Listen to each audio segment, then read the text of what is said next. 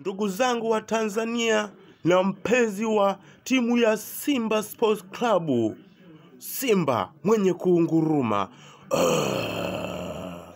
Kama kawaida, Yanga asikia hapo sauti hii, anaona kabisa bao 3 zinamuhusu.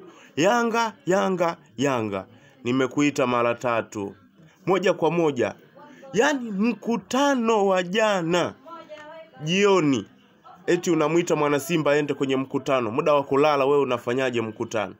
Muda wa kulala si tu relax. Leo hii tarehe 25 ile imewadia.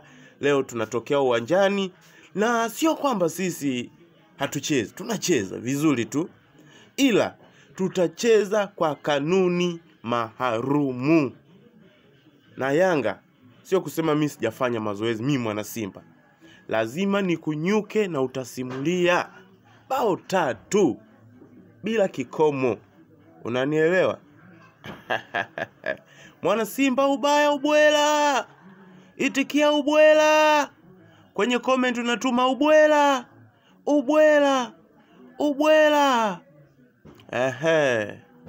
Hiyo ndio maana ya ubaya ubwela. Mazoezi hatufanyi, kwenye mkutano hatuendi, tunaenda kulala kwa ajili ya mechi.